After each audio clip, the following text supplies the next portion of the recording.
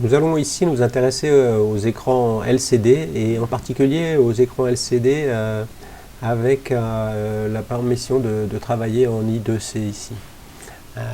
Si je prends ici, hein, vous voyez quand je suis dans tous les composants, on m'en propose deux ici.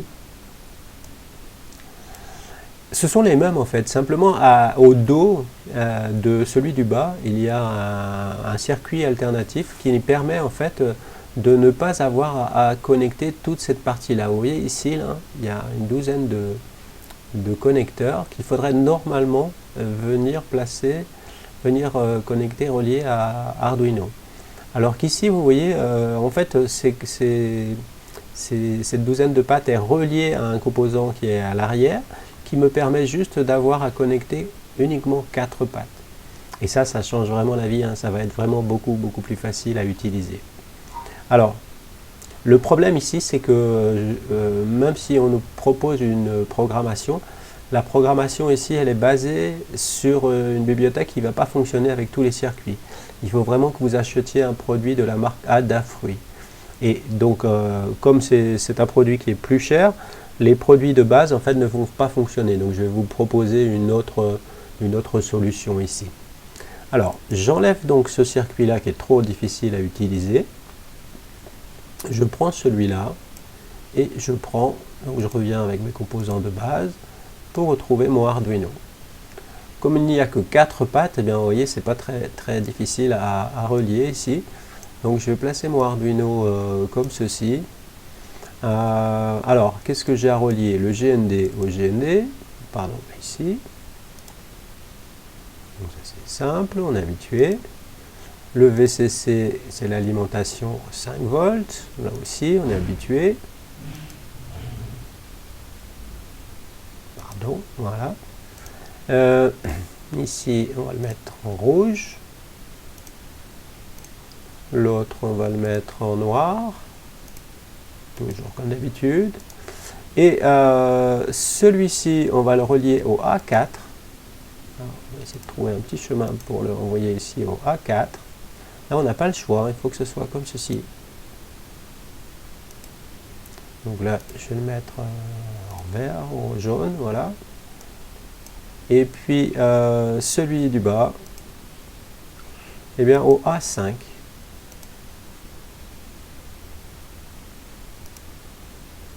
Là aussi, on n'a pas le choix. Alors pourquoi on n'a pas le choix? C'est parce que les bibliothèques, hein, les programmes qui sont créés, qui nous permettent comment dire, de simplifier en fait la programmation, en fait, elles sont basées en fait sur ce câblage-là. Donc si vous avez un souci, eh bien il va falloir vérifier si vous avez bien câblé ici cela. Alors ensuite les écrans, eh bien les écrans ils ont des tailles différentes.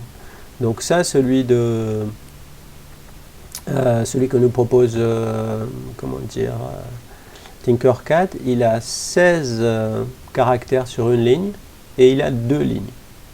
Donc à vous de voir justement celui que vous allez acheter.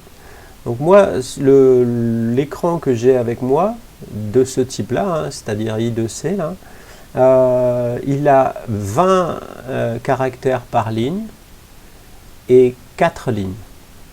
Donc il suffira on va voir ça dans la programmation ici.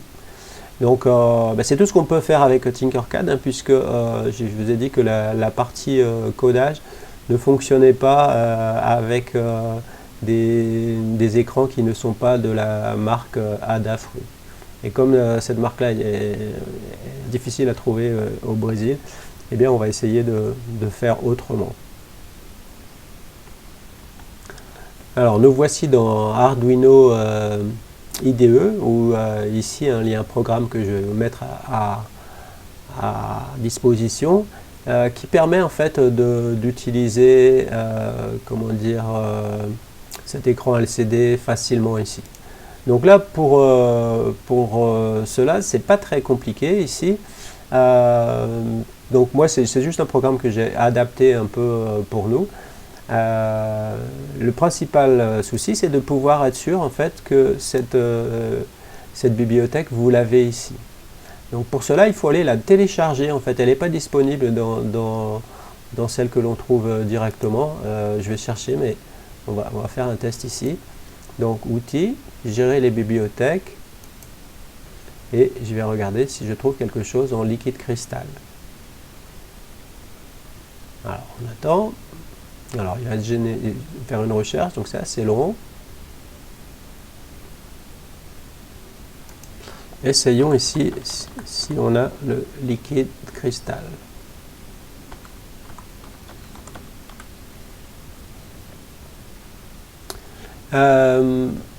Alors là, je ne sais pas si c'est celle que moi j'ai installée en fait par défaut. Sinon ici, ah ben non, il me dit qu'il faut l'installer, hein, c'est ça. Donc je vais choisir ici la dernière version, donc c'est la 06. Et puis, eh bien, je vais l'installer tout simplement. Donc est-ce que c'est bien la même? Ah non, c'est pas la même que celle que j'ai, je crois. Donc je crois que donc ça c'est la liquide cristal, mais moi je voulais la liquide cristal I2C ici. Je vais voir si je l'ai quand même. Liquide cristal I2C. Liquide cristal I2C. Non. Voilà. Donc là je l'ai pas. Donc voilà, il n'y en a pas, donc c'est bien ce que j'avais vu ici. Donc quand c'est le cas ici, il faut aller la télécharger, donc je vais vous mettre le lien de téléchargement ici sous la vidéo. Et puis à partir de là, donc moi j'ai déjà téléchargé sur mon ordinateur, vous allez ici dans inclure, donc croquis, inclure une bibliothèque, et là, ajouter la bibliothèque sous forme de zip. Donc je fais cela. Et moi, je l'ai déjà mis ici. Ah non, c'est pas cet endroit-là. C'est dans téléchargement. Et là, elle s'appelle liquide cristal. Donc, liquide cristal, I2C. OK. La bibliothèque a été ajoutée. Et là, vous voyez, elle a changé de couleur ici. Hein. Elle est devenue en orange. Comme quoi, il l'a bien détecté ici. Alors, qu'est-ce qu'on retrouve dans ce programme ici? Eh bien, ici, voilà, il y a un petit code ici qui correspond à des données techniques, mais a priori, c'est ça qu'il faut mettre. Donc là, ce qui est important ici, c'est le 20 et le 4. Moi, c'est parce que j'ai 20 lignes, 20 caractères sur une ligne et 4 lignes. Si vous avez 16, 2, ben, il faudra mettre un 16 et un 2 à cet endroit-là ici. Dans le setup ici, moi ce que j'ai fait, j'ai décidé de créer mon texte dans le setup et juste ensuite de l'afficher ou pas dans le loop. Mais vous pouvez aussi très bien le mettre dans le loop, hein, donc c'est à vous de voir. Donc l'initialisation, ici cette instruction c'est assez bizarre, ce set cursor. 0 en fait c'est le numéro de la colonne, donc ça commence à 0, et 0 c'est le numéro de la ligne. Donc ça c'est première colonne, première ligne. Ici, c'est première colonne, deuxième ligne, etc. Donc, vous voyez, sur la première ligne, en haut à gauche, j'écris écran LCD I2C 4x20. Sur la deuxième ligne, je n'écris rien. Sur la troisième ligne, j'écris Arduino pour tous. Sur la quatrième ligne, j'écris Denis Le Fur. Ensuite, il y a des instructions que j'ai activées par défaut, mais c'était surtout pour mettre des commentaires. Le backlight, il y a une lumière de fond en fait, qui va nous permettre de mieux voir le texte. Si on ne la met pas, moi sur mon écran, on ne voit pas grand-chose. Même si à l'arrière, vous avez une petite vis d'ajustement, là, c'est sur un potentiomètre. Donc en la tournant, vous pourrez avoir plus ou moins de visibilité, mais moi j'ai besoin du backlight. Et puis, display, c'est pour afficher ou pas le texte qui est là. Le texte, vous l'avez rentré dans la mémoire en fait, de votre écran, mais vous n'êtes pas obligé de l'afficher. Donc si vous mettez display, ça va l'afficher. Alors dans loop ici, qu'est-ce que j'ai mis? Eh bien au début, j'active ici le backlight et le display, donc ça va avoir la lumière de fond et je vais afficher mon texte pendant 3 secondes. Ensuite, qu'est-ce que je vais faire? Je vais enlever la lumière de fond et enlever mon texte. Et je vais attendre comme cela pendant 1 seconde. Et je reviens ici. Et ici en commentaire, hein, j'ai mis quelques fonctions que vous pourrez utiliser. Par exemple, si vous ne mettez qu'un seul texte, donc si vous écrivez sur toutes les lignes comme moi, ce n'est pas forcément très beau, mais si vous mettez un seul texte, vous allez pouvoir le voir défiler d'une ligne à l'autre, etc., dans un sens ou dans l'autre. Ici, left to right, c'est juste pour écrire à droite ou à gauche du curseur. En fait, normalement, on écrit à droite du curseur, donc on écrit de gauche à droite, mais si ça vous amuse de le faire dans l'autre sens, vous pourriez essayer comme ça de voir ce que ça donne. Bien, il est temps de téléverser tout cela et de voir ce qui se passe. Donc on se retrouve juste après. Alors vous voyez ici mon écran. Alors j'ai été obligé d'enlever le backlight ici, vous voyez, je l'ai mis en commentaire parce que la caméra n'arrivait pas à voir l'écran qui était trop lumineux en fait pour lui. Et du coup je l'ai ici, je pense qu'on arrive à voir le texte. Pour moi, on le voit moins bien sans la lumière, mais je vais mettre la lumière maintenant, vous voyez, vous allez voir ce qui se passe, mais franchement, la caméra n'arrive pas à le voir. Donc ici, je vais téléverser.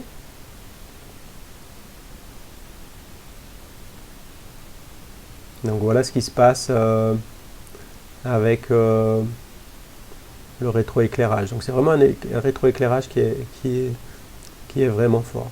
Donc vous voyez, c'est un petit écran qui est quand même pas mal, hein, 20 x 4 caractères, ça fait 80 caractères. Il y a de quoi écrire des choses. Par exemple, si vous faites des relevés de température ou des informations d'un capteur, eh bien vous pouvez comme ça sans problème afficher les valeurs sans avoir à passer par un ordinateur. Donc à vous ensuite d'avoir les idées qui permettent de mener à bien votre projet.